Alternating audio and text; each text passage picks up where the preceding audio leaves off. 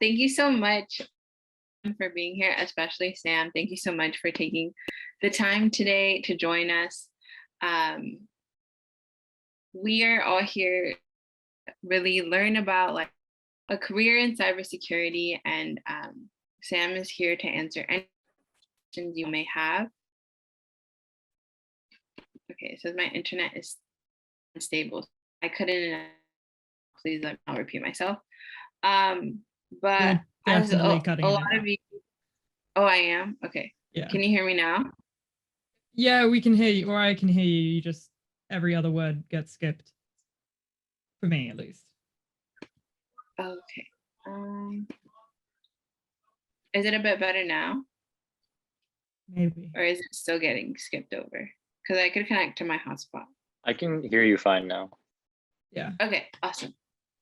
All right. Oh, what was I saying? So yeah, we're all here to really support you guys as you guys explore the industry of cybersecurity, gain these hands-on experience by doing the CTF challenge. And we really want to empower you all to learn about different careers in cybersecurity as you figure out what you guys want to do as a profession and so forth. So let me turn it over to Sam to introduce herself. Oh, hey everyone, my name is Sam Beaumont, or Samantha Isabel Beaumont, depending on where you find me on Google. I'm a principal security consultant for a company called IOActive, and I specialize in hacking embedded systems. I particularly like looking at anything vehicle related, and so that means planes, trains, cars, anything that moves, and I typically travel around if I get to do a red teaming assessment. So that's physical building security, telecommunications, radio waves, anything like that. Good to be here.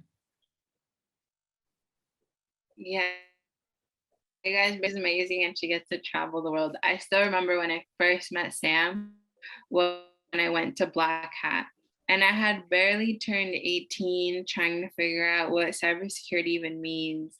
And Sam was telling me about how she gets to like hack into cars and like travels the world, and I'm like, whoa, you sound like you're like a CIA agent doing all these amazing things, and I was so amazed. So I'm super happy that she was able to join us today. And to get started, I wanted to share, like, everyone has a different path to get into cyber. And we all have different experience, different backgrounds. So I want to learn a bit more about your background, Sam. Like, how did you get into cybersecurity? What was your journey into the field? Sure. So I think my journey is a little atypical to most people that you'll meet in my industry, because really I got started when I was a bit of a jock who really liked physics.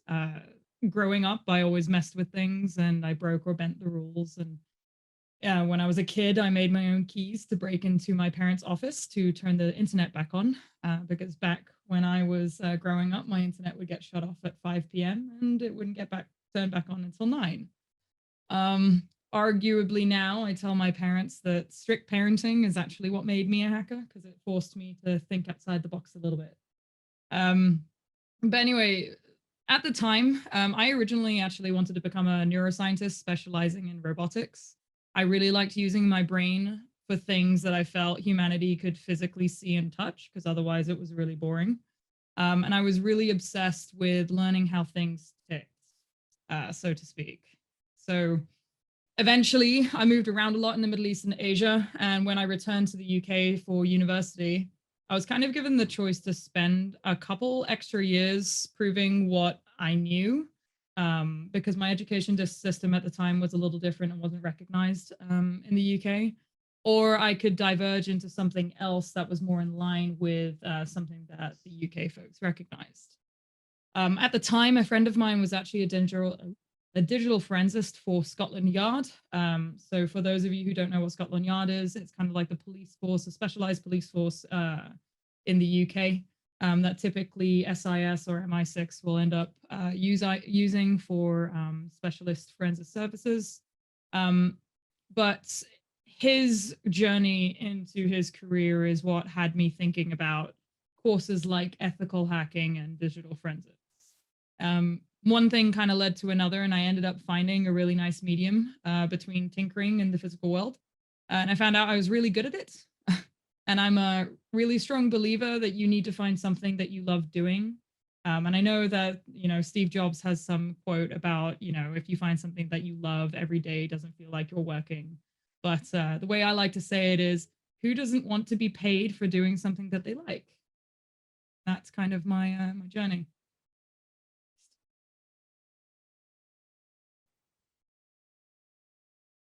Wow. Thank you so much for sharing that. Yeah, definitely. Um, you want to do something you're passionate about, and really finding that can be hard. And I feel like that's where it comes, that trial and error of like, let me try this, see if I enjoy this, let me try something else. And then from there, aligning your path into pursuing that even further.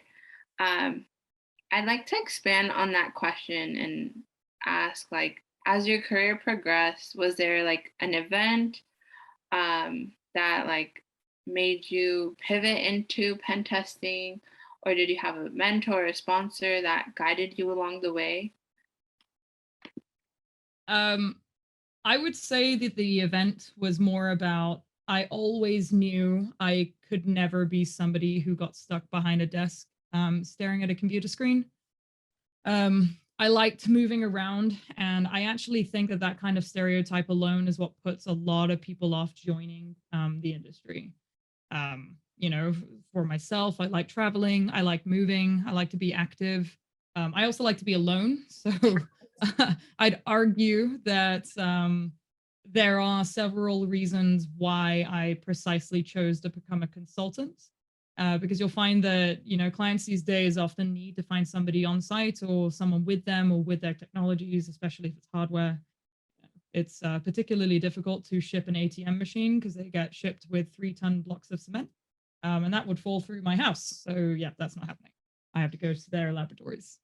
And there are other people who prefer to be at home, whether that is something that they have for family reasons or they're just homebodies that just prefer to be in the comfort of their own spaces. But to kind of define the importance of knowing the right word, before I knew what a word was, when people used to ask me, what I wanted to focus on as a kid, especially when I knew that I was kind of looking at computer security, I'd respond with some quote like, stuff that is everywhere, but it isn't a mobile phone and it's not applications. And I'd give examples like the things that you find in fridges and cars and satellites and boats. And it's really hard to find the commonality between all of those things unless you actually know what I'm talking about. So basically, later it dawned on me that what I was trying to explain was the word hardware and the word embedded systems. So really, to that end, once I realized kind of what I liked and what I liked looking at, I didn't really have a mentor or a sponsor because my family was filled with doctors or engineers. So and I moved around too much to really have anything else. So instead, I sought out people in the field that I wanted to be in. Eventually, once successful contact happens, a lot of these people are really cool, especially in the hacker space. Those people became my mentors, and I made sure to learn everything I could from them. Which also included joining companies that kind of aligned with things that I wanted to do. The rest is history. Yeah, that is so true. Like finding someone in the industry and then like asking questions, because I feel like that's what's helped me. Like when I met you and you told me, okay, you should look into like the top OWASP vulnerabilities and like look into this and look into that. That kind of like helped me really align myself with the skills I needed to be successful in this career, which I didn't know about because I was just figuring it out. So I'm so grateful for meeting you, and just how like there's one of you, there's so many other people in this industry that just want to go out and help others. So um, I would agree with that. You just really have to take that first step and reach out to someone. And you'd be surprised. Most of the people really want to help you on your career. and grow. Um, to my next question, I wanted to ask you, do you feel like there are like key requirements to becoming a pen tester? Is it like experience, education, certifications, or like certain classes that people need to take to become a pen tester? So especially because I'm doing this and I know a lot of university students are joining, my answer is probably going to be really controversial. Um, but I actually don't think any of those things are kind of what I would consider a key requirement to being a pen tester. Um, for me, the number one thing that I look for when it comes to finding someone who is interested or might even be successful in pen testing or hacking or anything like that is an unsatiable curiosity for anything. I look for people who ask why and think about things in a way where they don't accept what's in front of them, especially not at face value. For us, a hacker is somebody curious, a tinkerer, or somebody who just wants to understand what it is that they're looking at, and figure out how to make it theirs.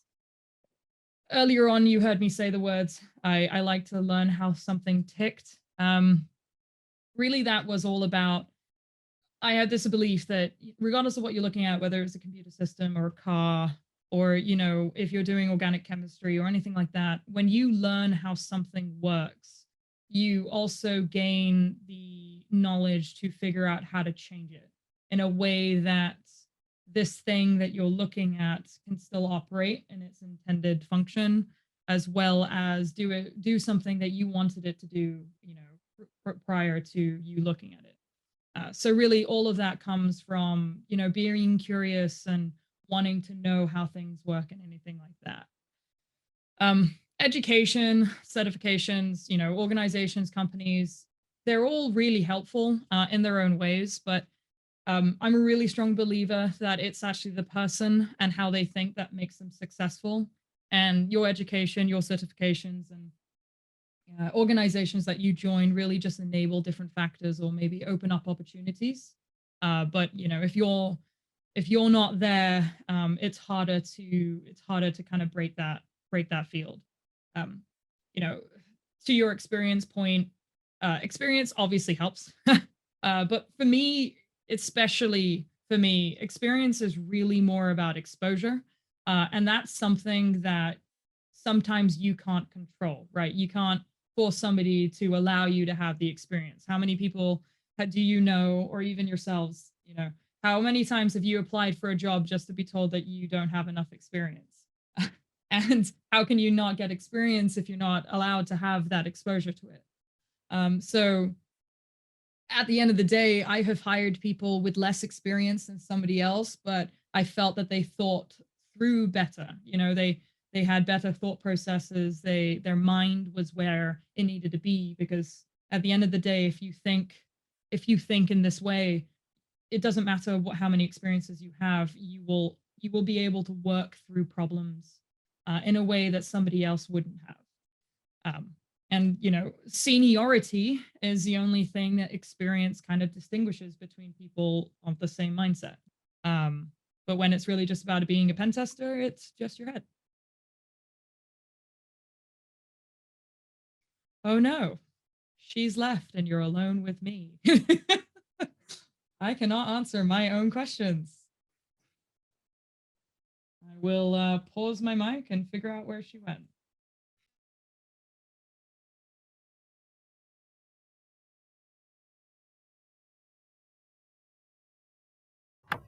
Hello? Hi. You know what? You guys can ask me questions whilst we wait. Do we have any questions? Yes. Would you, this is more direct, would you recommend the OSCP for really getting into pen testing and having a foot into starting a pen testing career? So I think the question was, would I recommend the OSCP certification if somebody wanted to get into pen testing? Is that right? Yes. Yeah, so the OSCP is one of the few certifications I think the industry really respects. It's a highly practical certification. It teaches you a lot of really, really valuable skills.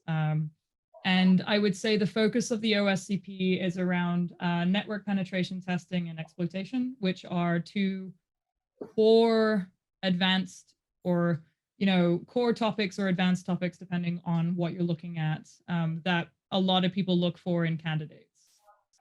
If you're asking me what I personally think of it, I think it's awesome. And if you go to a place saying that you have an OSCP, a lot of places will take that literally at face value, because the certification is not easy to get, and they will know what you know just based on having that. I will say, though, that people without the OSCP, it's not like they need it, but it's a really nice thing to have, especially. And it's enjoyable. It's got a lot of nice content in it. Thank you. Yeah, no worries. Hi, Sam. I put a question in the chat. Well, I'll just say it out loud. I looked at your LinkedIn and saw that you did a lot of independent consulting work for a while. So, like, how did that go? And like, would you recommend doing that to, I guess, gain experience? And would you recommend doing that like during school? Sure. So I'll kind of answer that in two different ways. My background is my father's a military father, and I have an Asian mother, which I call my tiger mom. And if anybody knows what a tiger mom is, I love her to death, but that's where the strict parenting comes from. And, they brought me up making sure that they never wanted me to be distracted from my education.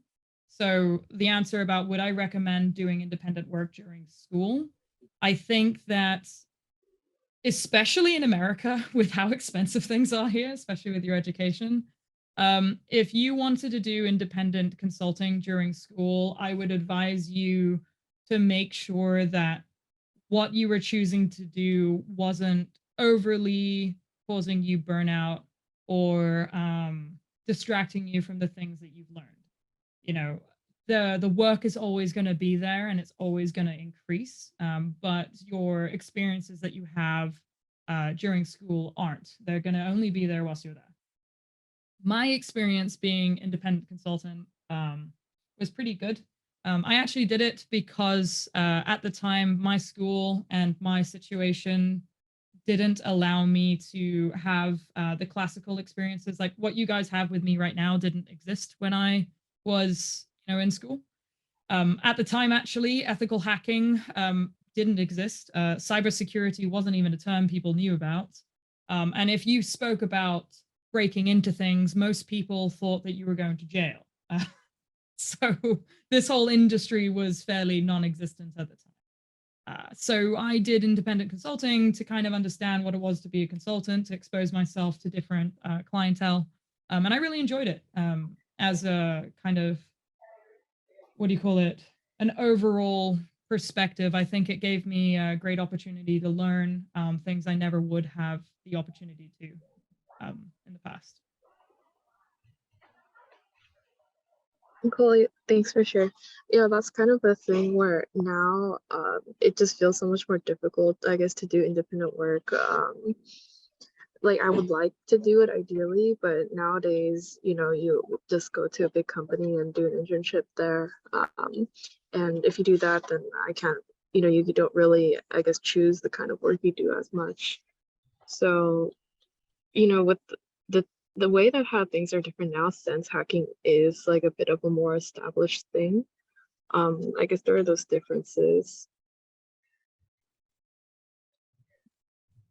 Yeah, so in regards to independent consulting, so in InfoSec or cybersecurity or whichever acronym kind of applies here, when you say you can still be a consultant and work for a firm.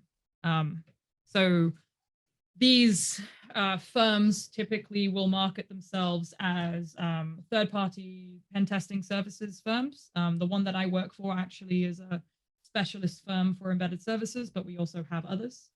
And there are plenty of them out there.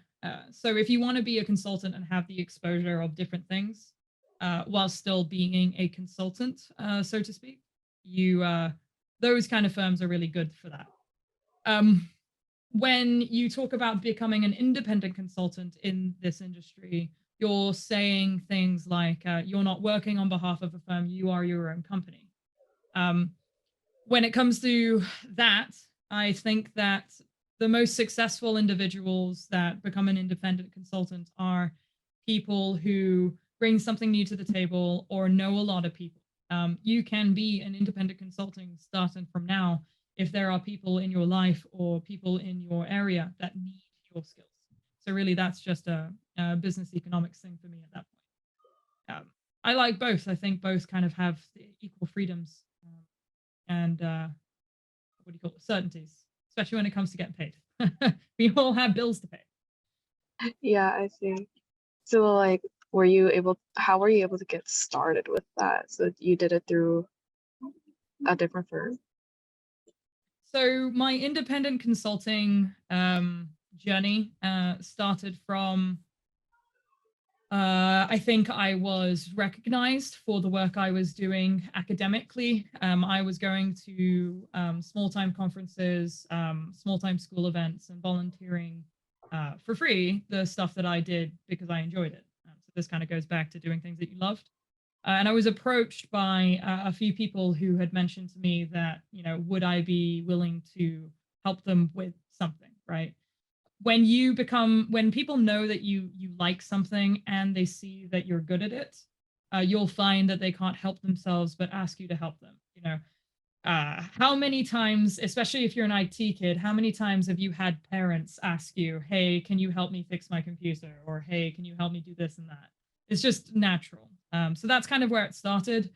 So I started helping a couple people out. That's where the kind of the payment transaction got into play.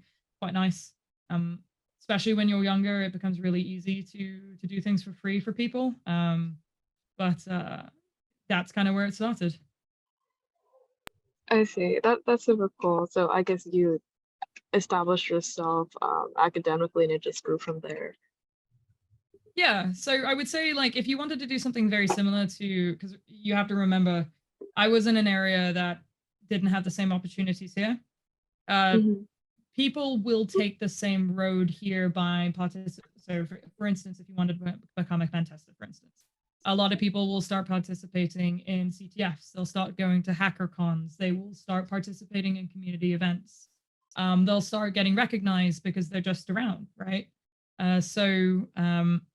I would just say, like, getting yourself involved and making sure that you remain true to you. And I really do mean that. It's very easy to kind of follow what people say that they think you should do. You will find that the right people will start asking you the right questions, and then the rest is history.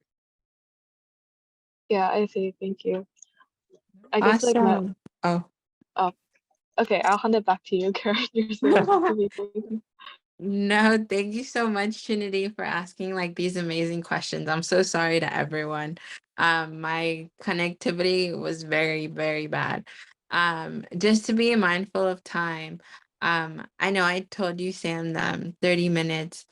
So just to wrap things up, and let our members like do the CTF and get some hands-on experience, we wanted to ask you about what resources would you suggest for our members to take a look at? Like, would you suggest like Hack the Box?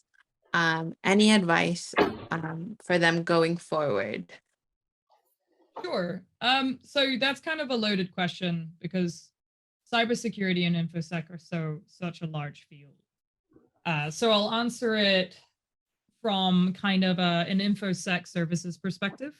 So pen testing / hacking, especially if you want to be paid to test things. Okay, quote, test things.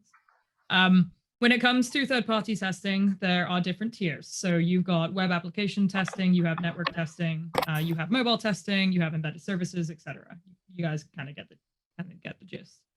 A lot of places will be looking for kind of core concepts or core understandings, which a lot of people will feel are fundamentals.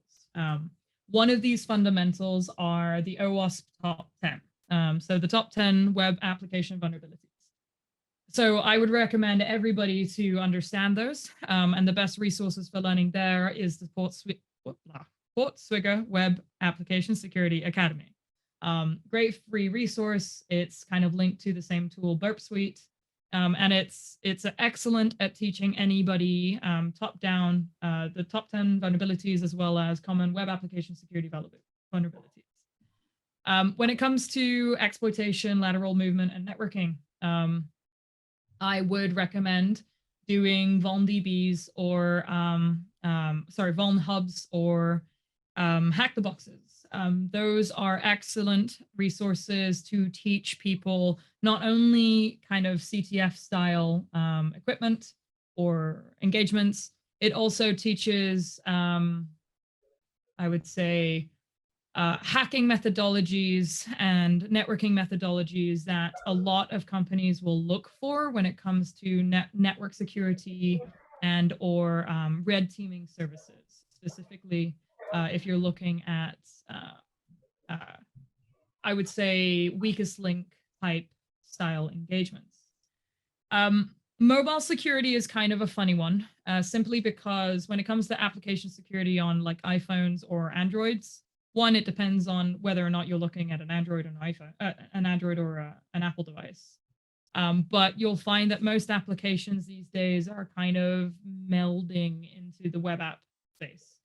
So the best resource for the resources there, I wouldn't be able to tell you specifically, but I think that starting off with application security type resources and then moving to see kind of like the top, common Apple vulnerabilities when it comes to those iOS apps or Android vulnerabilities, those are great places to start. Embedded. So embedded testing, this is my specialty. I would say if you wanted to get into hardware or if you wanted to get into embedded systems, this is where the skill set of reverse engineering comes really, really strong. So this is where tooling like IDA Pro comes in, or Ghidra or Binary Ninja or Radare. These are like top reverse engineering applications that allow you to do things like binary analysis or understand kind of like package contents. I would recommend you learning how to use these tools, because if you are wanting to look into kind of like network analysis and or reverse engineering type work, those are probably going to be the top things that you're going to look at. And aside from that, combination of everything, really. The more you know, the more tools you'll have to apply when you come across something you don't know. Stop myself from rambling. I'll kind of move it back to you, Karen. No, those were great resources. Thank you so much. This has been really amazing. And I'm so glad like we had students ask you questions. And really thank you so much for taking the time, because I feel like pen testing is such an exciting, growing field. And sometimes it's really confusing on, okay, like where do I start? Like what are resources out there for me? And I put in the chat like all of the ones I heard.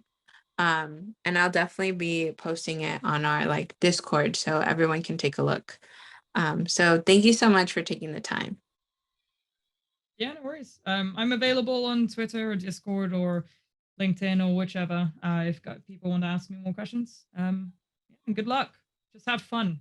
Hacking is about fun. And yes, I can remain on the call if you have more questions. Wait, okay, I have one question I really want to ask. How often do you go scuba diving? And where is the most beautiful place you've scuba dived? How often I go scuba diving changed during COVID. Before COVID, it was almost every other month. And my favorite places to scuba dive is actually the Canarian Islands, like Gran Canaria, Tenerife, and Lanzarote. They have beautiful, clean waters. I get to swim with turtles and dolphins and sharks and stingrays, and it's just gorgeous. Honestly, I can't recommend it enough. You know, Hawaii is nice, but it's expensive, and I like to not spend an entire paycheck when I want to do something I love. So, you know, I might be biased, but yeah. Okay, great. Thank you. All right, I'm gonna hand it over now to Nigel to kick us off with our CTF. Do you have any lasting questions that you want to ask Samantha?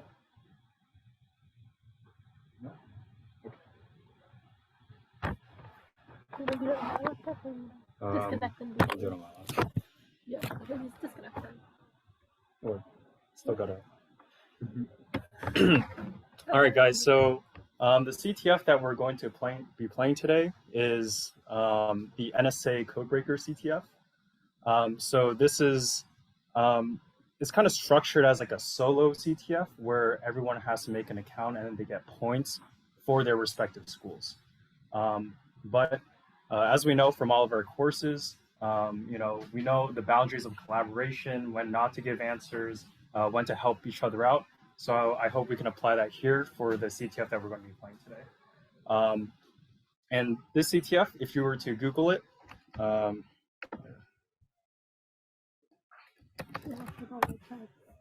is it okay if I use your? Yeah. Okay, so if you search up NSA Codebreakers on Google, you'll be able to find it here. And then you have the nice NSA website with the dude introducing you. You'd want to go to register for your .edu account. And there you'll have a bunch of challenges with reverse engineering, network analysis. A couple years ago, they had OSINT. I'm not sure if they have that there. But it's like kind of like a wide array of cybersecurity fundamentals that they pretty much use to gamify it. So go ahead, sign up, register, and yeah, have fun.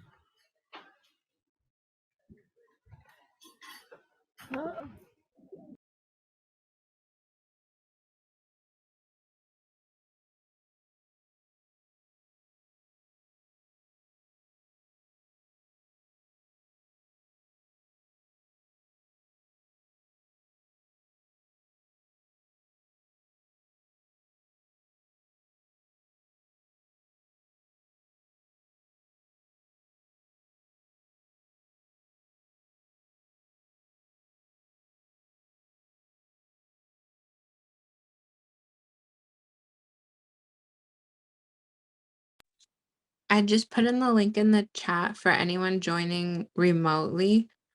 Feel free to ask any questions. The officers are in person and virtually, so we're here to answer any questions you have.